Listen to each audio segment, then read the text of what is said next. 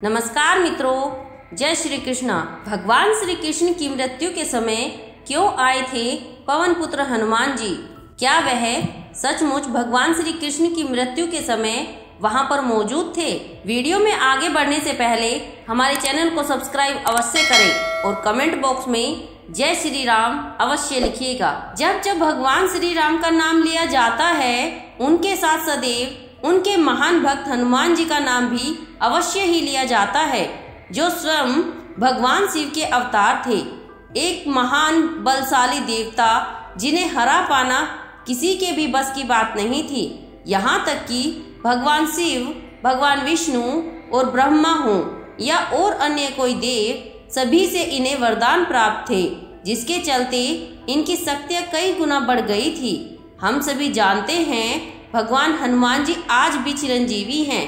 वह त्रेता युग में स्वयं भगवान श्री राम के साथ थे और द्वापर युग में स्वयं भगवान श्री कृष्ण के साथ भी महाभारत में एक नहीं बल्कि सैकड़ों बार हनुमान जी का जिक्र मिलता है। जहां एक बार स्वयं उन्होंने भीम का घमंड चकनाचूर किया, तो वही महाभारत के युद्ध में वह सर्वश्रेष्ठ धनुर्धारी अर्जुन के रथ के ध्वज पर विराजमान हुए। हम यह सब जानते हैं कि महाबली हनुमान जी ने भिन्न भिन्न प्रकार से द्वापर युग में अपनी उपस्थिति जाहिर की थी। वह प्रत्यक्ष रूप से भले ही पांडवों को एक या दो बार मिले हों, लेकिन वह अप्रत्यक्ष रूप से हमेशा उनके साथ ही थे। और जिनके साथ स्वयं भगवान श्री कृष्ण खड़े हों, उनके पास जाकर भगवान हनुमान जी क्यों नहीं जाएंगे? क्योंकि भगवान श्री कृष्ण पहले श्री राम ही तो थे। वहीं द्वारिका में भी कई बार भगवान हनुमान जी का जिक्र मिलता है, जहां स्वयं भगवान श्री कृष्ण ने उन्हें आमंत्रित किया था। वह भी सिर्फ और सिर्फ उनकी पत्नी सत्यभामा और सुदर्शन गरुड़, साथ ही साथ बलराम जी का घमंड चकनाचूर करने के लिए कहते हैं। महाभारत के युद्ध के समय वह प्रत्यक्ष रूप के सबके सामने आए थे, जहां पर स्वयं भगवान श्री कृष्ण के कहने पर और अर्जुन की विनती करने पर ही स्वयं उनके शक्तिशाली रथ के ध्वज में विराजमान हुए थे, जिससे अर्जुन की शक्ति और अधिक गुना बढ़ गई थी, क्योंकि उनका रथ किसी भी साधारण या दिव्य बाण से चकनाचूर नहीं हो सकता था। लेकिन महाभारत का युद्ध खत्म होने के पश्चात वह वापस अपने पुनः स्थान में चले गए थे, जहां वह सदैव भगवान श्री राम का जाप करते रहते थे। महाभारत का युद्ध अधर्म में धर्म के विजय का प्रतीक था, जहां पर भगवान श्री कृष्ण ने कूटनीति और अपने तपोबल के कारण अधर्मियों का नाश कर दिया था और धरती से सभी अधर्मियों को मिटा दिया था। आगे वीडियो में हम जानेंगे क्या हनुमान जी श्री कृष्ण की मृत्यु के समय आए थे। मित्रों, जब बलराम जी ने अपना शरीर त्याग दिया था, तब श्री कृष्ण जी ने उन्हें देख लिया था। तब श्री कृष्ण जी को मालूम हो गया था अब सब समाप्त हो गया है, तो वह एक पीपल के पेड़ के नीचे जाकर बैठ गए, जहां उन्होंने अपना चतुर्भुज रूप धारण किया हुआ था। श्री कृष्ण ने अपनी दाहिने जांघ पर अपना बायां पैर रखा हुआ था। उनका अति सुंदर लाल लाल कोमल चरण किसी लाल रक्त समान चमक रहा था। तभी वहां से एक जरा नामक बहेलिया एक हिरण की खोज में वहां से निकल रहा था।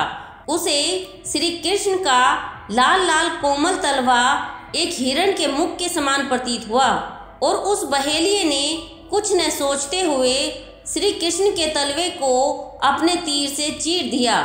जब बहेलिये ने पास जाकर देखा, तो उन्हें मालूम चला यह तो एक महापुरुष श्री कृष्ण हैं। बहेलिया वही फूट फूट कर रोने लगा और अपनी मृत्यु की भीख मांगने लगा और कहने लगा, मेरी इस गलती की कोई माफी नहीं है, आप मुझे मृत्यु का दंड दीजिए, जिससे मैं ऐसी गलती कभी न कर सकूं। तब श्री कृष्ण जी कहते हैं, हे प्यारे, तू डर मत, तूने कुछ भी अनुचित नहीं किया। मेरी मृत्यु तो निश्चित थी। जो कुछ भी होता है मैं उन सब में सम्मिलित होता हूँ और यह तो विधि का विधान है। तब श्री कृष्ण उस बहेलिये को बताते हैं कि यह नियति कैसे हुई। श्री कृष्ण कहते हैं, पिछले जन्म में तुम वानर राज बाली थे, जिसे मैंने धोखे से तीर मारा था। उस नियति के कारण ही यह नियति बनी है। और इसी तरह तुमने मुझे धोखे से मारा है। अब तुम उस स्वर्ग लोक की तरफ प्रस्थान करो जिसकी प्राप्ति बड़े बड़े पुण्यवानों को होती है। उसके बाद दारुका वहां आए। दारुक दरअसल भगवान श्री कृष्ण के सारथी थे जो बड़े स्वामी भक्त थे। श्री कृष्ण को देखकर उनका हृदय रो उठा और उनकी आंखों से आंसू बहने लगे। श्री कृष्ण ने कहा, अब तुम अर्जुन के पास द्वारिका जाओ और अर्जुन को मेरे और बलराम के बारे में बताओ और कह दो कि अब श्री कृष्ण के बाद द्वारिका पूरी तरह से समुद्र में डूब जाएगी, क्योंकि श्री कृष्ण जी ने यह द्वारिका समुद्र से जमीन उधार लेके बनाई थी और श्री कृष्ण की मृत्यु के बाद समुद्र यह जमीन वापस लेने आएगा। इसलिए सभी द्वारिका को खाली कर दें और इंद्रप्रस्थ चले जाएं। दारुक श्री कृष्ण के आदेश का पालन करता है और जल्द से जल्द अर्जुन के पास द्वारिका पहुंचता है और अर्जुन को इस विषय में सब कुछ बता देता है। और फिर दारुक के जाने के बाद ब्रह्मा, इंद्र, शिव, पार्वती, ऋषि मुनि, अप्सराएं, यक्ष, राक्षस व अन्य ब्राह्मण श्री कृष्ण के परम धाम प्रस्थान देखने के लिए आए। उनके आने से उनका आकाश पूरी तरह से जगमगा उठा और फिर तभी श्री कृष्ण ने अपने देह को वहीं त्याग किया। अब बात करते हैं कि क्या सचमुच हनुमान जी भगवान श्री कृष्ण से मिलने आए थे, तो इसका जवाब है नहीं। हनुमान जी भगवान श्री राम का निरंतर जाप करते रहते हैं।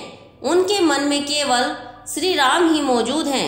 श्री रामचंद्र ना तो कहीं जाते हैं और ना ही कहीं से आते हैं, वह तो हमेशा ही उनके हृदय में वास करते हैं। इसलिए भगवान श्री कृष्ण जी के प्रस्थान करते समय ना ही हनुमान जी को कोई दुख था, न ही उनकी आंखों से आंसू निकल रहे थे। यहाँ पर रही बात मिलने की, तो ऐसा कहा जाता है कि स्वयं हनुमान जी प्रभु श्री राम के अथवा श्री कृष्ण के परम भक्त कहलाते हैं। इसलिए भगवान के बीच आंतरिक मन से यानी आंतरिक तरंगों से हमेशा मिलन होता रहता है। इस प्रकार से कहा जा सकता है कि स्वयं श्री कृष्ण और हनुमान जी अपने अंतर मन से हमेशा एक साथ ही रहते हैं और हनुमान जी हमेशा अपने भगवान के ध्यान में लगे रहते हैं। इस प्रकार से भगवान स्वयं हनुमान जी के साथ उनके अंतर मन में विराजमान रहते हैं। मित्रों, आपको आज की वीडियो कैसी लगी कमेंट करके अवश्य बताएं और वीडियो अच्छी लगी है तो वीडियो को लाइक और चैनल को सब्सक्राइब अवश्य कीजिएगा। जय श्री राम, जय श्री कृष्णा मित्रों।